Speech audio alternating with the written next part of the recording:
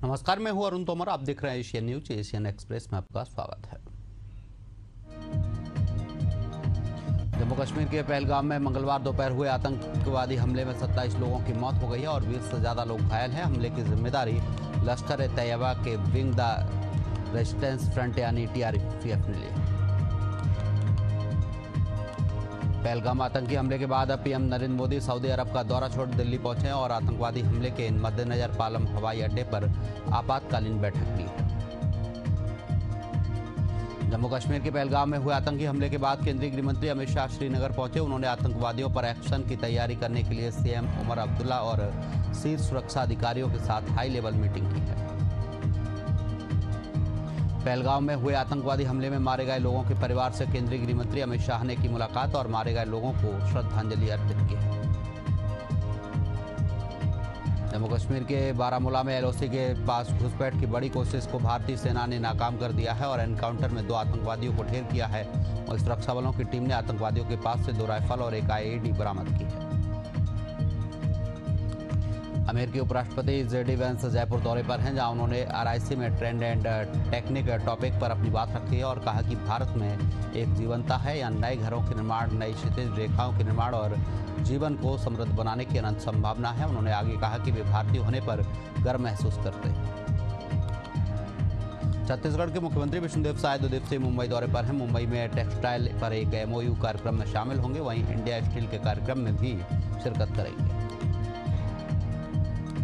पहलगाम में मंगलवार को हुए आतंकी हमले में छत्तीसगढ़ के कारोबारी दिनेश मिरानिया की मौत हो गई है। कारोबारी अपनी पत्नी और बच्चों के साथ घूमने के लिए निकले थे। हमले में उन्हें गोली लगी है, जिसके बाद इलाज के दौरान उन्होंने दम तोड़ दिया है। पहलगाम आतंकी हमले में हुए छत्तीसगढ़ की कारोबारी की मौत पर CM साय ने सोशल मीडिया पर पोस्ट कर दुख जताया है। CM साय ने पोस्ट करते हुए लिखा, इस दुख की घड़ी में हम पीड़ित परिवार के साथ खड़े हैं। पहलगाम आतंकी हमले में बीजेपी ने पोस्टर जारी किया है। छत्तीसगढ़ बीजेपी ने X पर पोस्ट कर लिखा, धर्म पूछा जाति नहीं, याद रखेंगे। जम्मू कश्मीर के पहलगाम में हुए आतंकी हमले में हरियाणा के रहने वाले नेवी लेफ्टिनेंट विनय नरवाल की मौत हो गई है। उनकी 8 दिन पहले ही शादी हुई थी और 2 दिन पहले विनय और हिमांशी हनीमून के लिए जम्मू कश्मीर गए थे। हमले में उनकी मौत हुई है। जम्मू कश्मीर के पहलगाम में आतंकी हमले के बाद चिरमिरी में घूमने गए लोगों के परिजनों ने अब राहत की सांस ली है। घूमने गए सभी 11 लोग सुरक्षित बताए जा रहे हैं। जिस समय आतंकवादी हमला हुआ था उस समय सभी लोग हमले की जगह पर ही मौजूद रहे। फिलहाल सभी सेना की सुरक्षा में सुरक्षित हैं। मनेंद्रगढ़ में नगरीय निकाय चुनाव के बाद कांग्रेस पार्टी के परिणाम को लेकर आरोप प्रत्यारोप का दौर शुरू हो गया है। नगर पंचायत उपाध्यक्ष विवेक चतुर्वेदी और महिला कांग्रेस जिलाध्यक्ष निर्मला चतुर्वेदी पर पार्टी के खिलाफ काम करने का आरोप है। कांग्रेस पार्षद और प्रत्याशियों ने दोनों को निष्कासित करने के लिए प्रदेश अध्यक्ष दीपक बैज को पत्र लिखा है। सिद्धार्थनगर के समोगरा गांव में अंबेडकर की नई प्रतिमा स्थापित करने को लेकर पुलिस और ग्रामीणों के बीच ईंट पत्थर चले थे, जिससे तहसीलदार, पुलिस और ग्रामीणों को चोटें लगी थी।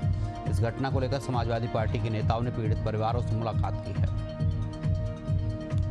डिडवाना के ग्राम ठकरियाबास के ग्रामीण अब नए ग्राम पंचायत बनाने की मांग को लेकर जिला कलेक्ट्रेट कार्यालय पहुंचे। उन्होंने कलेक्टर से मांग की है कि दुदोली ग्राम पंचायत को हटाकर ठकरियाबास को नया ग्राम पंचायत बनाया जाए, जिसके लिए उन्होंने तहसीलदार को ज्ञापन सौंपा है।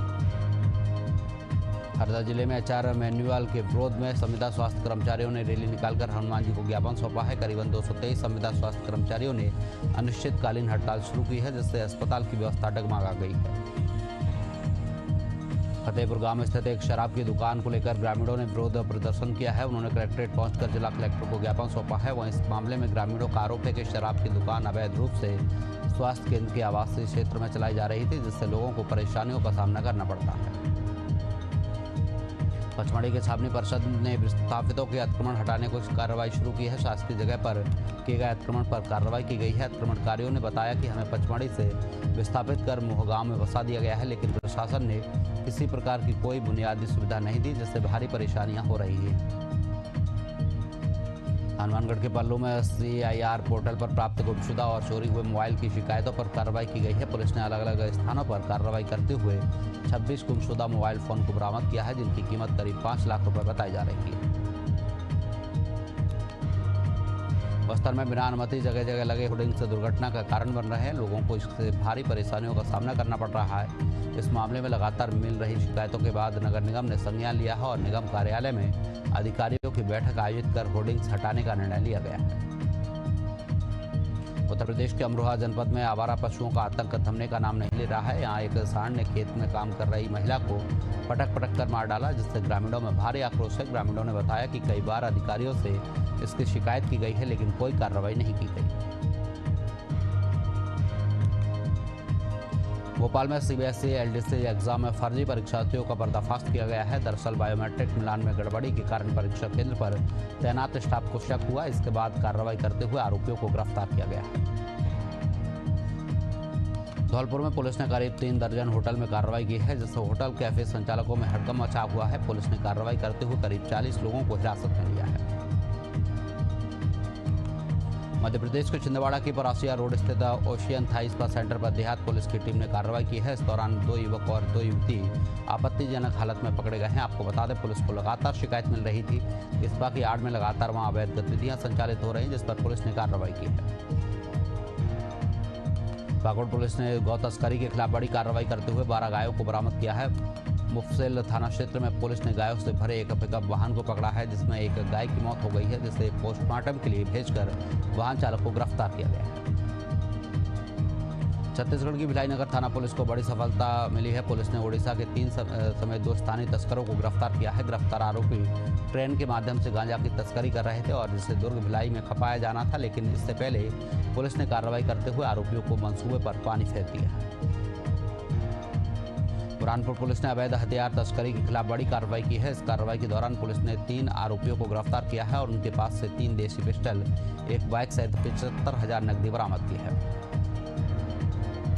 राजगढ़ में एक चौंकाने वाली घटना सामने आई है, जहां एक युवक की शादी की खुशी उस समय दुख में बदल गई जब सुहागरात पर दुल्हन का घूंघट उठाने पर उसे पता चला कि वह राधा नहीं बल्कि सलोनी है। युवक के साथ शादी के नाम पर धोखा हुआ। पुलिस ने इस मामले में 5 आरोपियों को गिरफ्तार किया। भिलाई के वैशाली नगर थाना पुलिस ने बड़ी कार्रवाई करते हुए एक महिला को पकड़ा है। जानकारी के अनुसार आरोपी महिला के खाते में साइबर फ्रॉड का 5 करोड़ रुपए जमा हुआ है। इसके अलावा फ्रॉड के पैसे कॉर्पोरेट अकाउंट में ट्रांसफर किए गए हैं। इस मामले में कुल 85 करोड़ का रकम ट्रांजैक्शन हुआ है।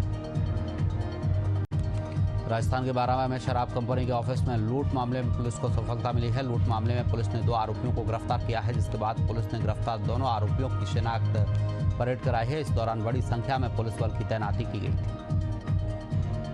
झारखंड के बोकारो के कई स्थानों पर ईडी की छापेमारी देर रात तक जारी रही। रात 10 बजे के बाद जरूरी दस्तावेज को लेकर ईडी वापस लौट गई।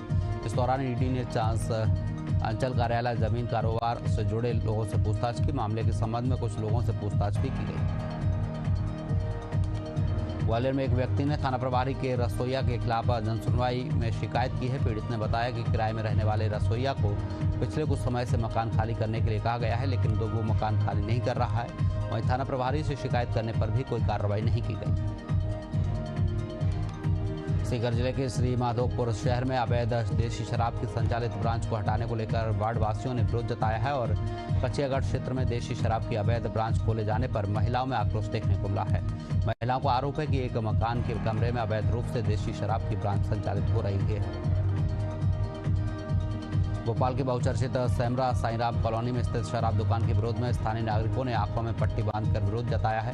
शांतिपूर्ण विरोध कर लगातार 8वीं बार जनसुनवाई के माध्यम से कलेक्टर और आबकारी विभाग को ज्ञापन सौंपा है और सेमरा साईराम कॉलोनी के शराब दुकान हटाने को लेकर निवेदन किया है।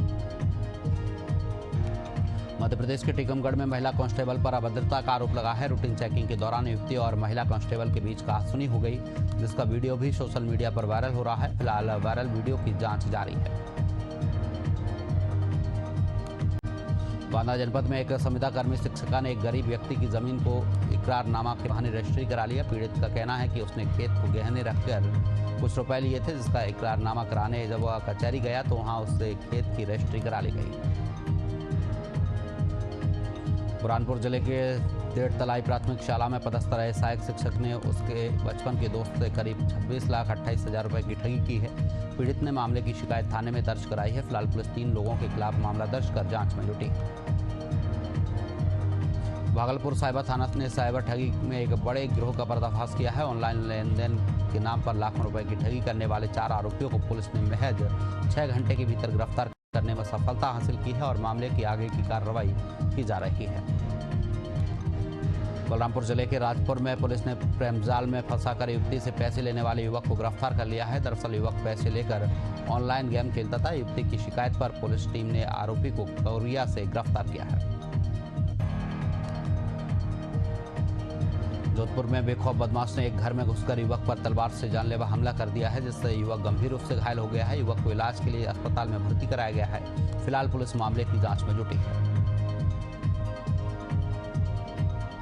जमशेदपुर में पुराने विवाद को लेकर 2 पक्षों के बीच तलवारबाजी की घटना सामने आई है, जिसके बाद इस इलाके में सनसनी फैल गई है। इस खूनी संघर्ष में दोनों पक्षों के महिला और पुरुष समेत 6 से ज्यादा लोग घायल हो गए हैं। सभी घायलों को एमजीएम अस्पताल में भर्ती कराया गया है। फिलहाल पुलिस मामले की छानबीन में जुटी है।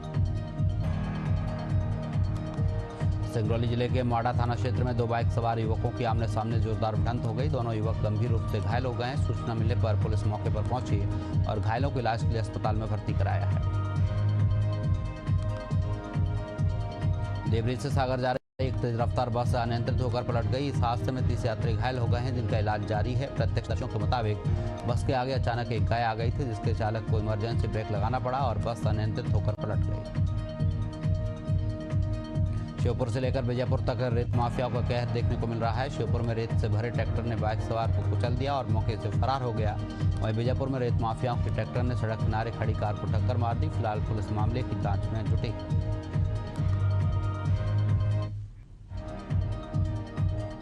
कोसाबारा में नेशनल हाईवे 30 पर फिर एक बार तेज रफ्तार का कहर देखने को मिला है। नारायणपुर की ओर से लोह आइस के लेकर आ रही तेज रफ्तार हाईवा ने कार को जोरदार टक्कर मार दी, जिससे कोंडा गांव के एक व्यक्ति की मौके पर ही मौत हो गई और एक व्यक्ति गंभीर रूप से घायल हो गया, जिसका अस्पताल में इलाज जारी है। मध्य प्रदेश के डबरा से मानवता को शर्मसार कर देने वाला मामला सामने आया है, जहां मकान मालिक के बेटे और उसके दोस्त ने 3 साल की मासूम से दुष्कर्म किया है। पीड़ित बच्ची की मां की शिकायत पर पुलिस ने 6 घंटे बाद केस दर्ज किया है और मामले की जांच में जुटी है। उत्तर प्रदेश के कौशाम्बी से एक चमत्कारी का मामला सामने आया है, जहां एक युवती ने ट्रेन के आगे कूदकर आत्महत्या करने की कोशिश की। कई डिब्बे उसके ऊपर से गुजर गए, लेकिन युवती की जान बच गई। उज्जैन के एक घर में महिला ने फांसी लगाकर आत्महत्या कर ली। सूचना मिलने पर पुलिस मौके पर पहुंची और शव को पोस्टमार्टम के लिए भेजा है, जिसके बाद मर्ग कायम कर पुलिस जांच में जुटी है। नरियावाली रोड पर ग्राम जरई के पास तेज रफ्तार ट्रक और वैन की आपस में जोरदार टक्कर हो गई। इसी समय स्कूटर सवार ट्रक और वैन की चपेट में आ गया। इस हादसे में स्कूटर सवार सहित 3 लोगों की मौत हो गई है। सूचना मिलने पर पुलिस मौके पर पहुंची और शवों का पंचनामा कराकर आगे की कार्रवाई में जुटी। जांजगीर चांपा के शिवनी नारायण क्षेत्र में 2 अलग-अलग घटना में 2 लोगों की मौत हो गई है। सलखन गांव में बुजुर्ग की तालाब में डूबने से मौत हुई है। वहीं तोस्मा गांव में करंट लगने से एक युवक की जान चली गई। दोनों मामले में पुलिस मर्ग कायम कर जांच कर रही है। बीड़ी के लुक ने बुजुर्ग की जान ले ली है। दरअसल बुजुर्ग बीड़ी पीकर खाट पर सोया और लुक ने खाट समेत बुजुर्ग को लपेट में ले लिया, जिससे उसकी दर्दनाक मौत हो गई है। वाराणसी में 12वीं के छात्र को संदिग्ध परिस्थितियों में कान के पास गोली लगी है। उसे तत्काल अस्पताल ले जाया गया, जहां उसकी गंभीर स्थिति को देखते हुए बीएचयू ट्रामा सेंटर रेफर कर दिया गया है और इलाज के दौरान छात्र की मौत हो गई है। झारखंड के साहिबगंज के पहाड़ी इलाके के पास जंगल में एक महिला की सड़ी गली लाश मिली है। सूचना पर पुलिस मौके पर पहुंची और शव को कब्जे में लेकर पोस्टमार्टम के लिए भेज दिया है। फिलहाल पुलिस मामले की जांच कर रही है। मुंगेर जिले के महेशपुर में गोली मारकर हत्या करने का मामला सामने आया है। मृतक का नाम रविश यादव बताया जा रहा है, जिसकी पुरानी रंजिश के चलते गोली मारकर हत्या कर दी गई। फिलहाल पुलिस पूरे मामले की जांच में जुटी है। जमशेदपुर मानगो के ओलीडीह पुलिस ने ननकू लाल हत्याकांड में बड़ा खुलासा किया है। पुलिस ने मामले में 2 अपराधियों को गिरफ्तार किया है और उनके पास से एक पिस्टल, 2 जिंदा कारतूस, मोबाइल सहित एक बाइक बरामद की है। बेगूसराय में डबल मर्डर के इस मामले में पुलिस की असंवेदनशीलता सामने आई है। पुलिस ने शव को चालक के भरोसे सदर अस्पताल पोस्टमार्टम के लिए भेज दिया है। इस दौरान शव घंटों तक स्ट्रेचर पर पड़ा रहा। इतना ही नहीं, शव के पास कुत्ते भी मंडराते देखे गए। इस घटना को लेकर पुलिस की कार्यप्रणाली पर सवाल उठने लगे हैं। बेगूसराय में 2 सगे भाइयों की हत्या का मामला सामने आया है। बेखौफ बदमाशों ने दोनों की पीट कर हत्या कर दी, फिर शव को बोरे में भरकर गेहूं के खेत में फेंक दिया। हत्या के बाद से इलाके में सनसनी फैल गई है। मामले की जानकारी मिलते ही पुलिस मौके पर पहुंची और मामले की जांच पड़ताल में जुटी। हनुमानगढ़ के पल्लू पुलिस को बड़ी सफलता मिली है, जहां पुलिस ने हत्या की कोशिश करने वाले आरोपी को गिरफ्तार कर लिया है। आरोपी पिछले 3 महीने से फरार चल रहा था। विदिशा में नरवाई की आग ने भूसे के ढेर को चपेट में लिया है। सूचना मिलने पर फायर ब्रिगेड और पुलिस की टीम मौके पर पहुंची। फायर ब्रिगेड टीम ने घंटों की कड़ी मशक्कत के बाद आग पर काबू पाया है। फर्रुखाबाद के डूडा कार्यालय में भीषण आग लग गई, जिससे आसपास के क्षेत्र में दहशत फैल गई। सूचना मिलने पर पुलिस और फायर ब्रिगेड की टीम मौके पर पहुंची और कड़ी मशक्कत के बाद आग पर काबू पाया है।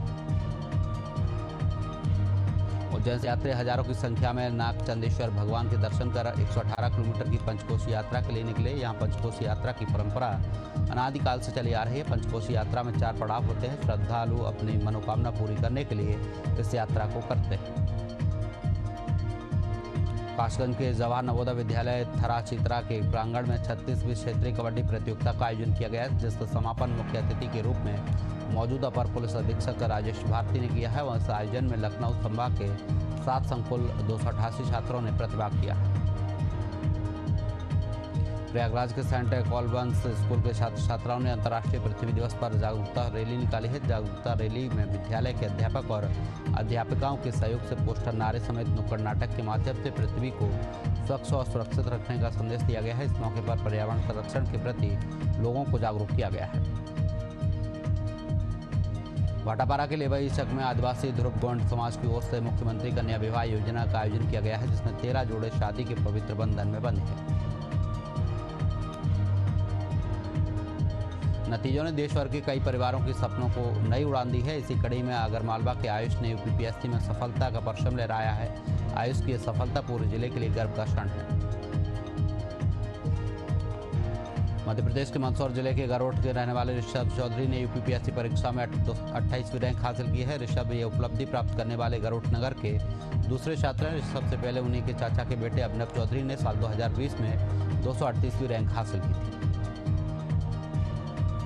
जोधपुर के त्रिलोक सिंह ने यूपीपीएससी के परिणाम में 20वीं रैंक हासिल की है। यूपीपीएससी का परिणाम आने के बाद त्रिलोक के घर पर खुशी का माहौल है। त्रिलोक के पिता रिटायर्ड सूबेदार हैं, वहीं माता हाउसवाइफ है। त्रिलोक सिंह ने बताया कि उन्होंने हर रोज 10 से 12 घंटे पढ़ाई की। एशियन न्यूज चैनल की खबर का बड़ा असर हुआ है। एशियन न्यूज ने भीषण गर्मी में ड्यूटी के दौरान ट्रैफिक जवानों की परेशानी से संबंधित खबर प्रमुखता से दिखाई थी, जिसके बाद रायपुर के अलग अलग इलाकों में तपती धूप में ड्यूटी कर रहे जवानों को पानी की बोतल, इलेक्ट्रॉल और छतरी बांटे गए। मध्य प्रदेश में पुलिस विभाग फील्ड में तैनात अपने कर्मचारियों को बीमारी होने से बचाने के लिए खास कदम उठाने जा रहा है। चिलचिलाती धूप में ड्यूटी करने वाले पुलिसकर्मियों को जल्द ही गर्मी के साइड इफेक्ट से बचाने की आयुर्वेदिक दवाइयां दी जाएगी। बेगूसराय में लगातार हीटवेव का असर देखने को मिल रहा है। इसी बीच सदर अस्पताल में भी कई कमियां सामने आई हैं। एक मरीज ने बताया कि दवाई काउंटर के पास किसी प्रकार के पंखे का कोई इंतजाम नहीं है, जिससे लोगों को लंबी कतार में लगकर दवाई लेनी पड़ रही है और कठिनाइयों का सामना करना पड़ रहा है।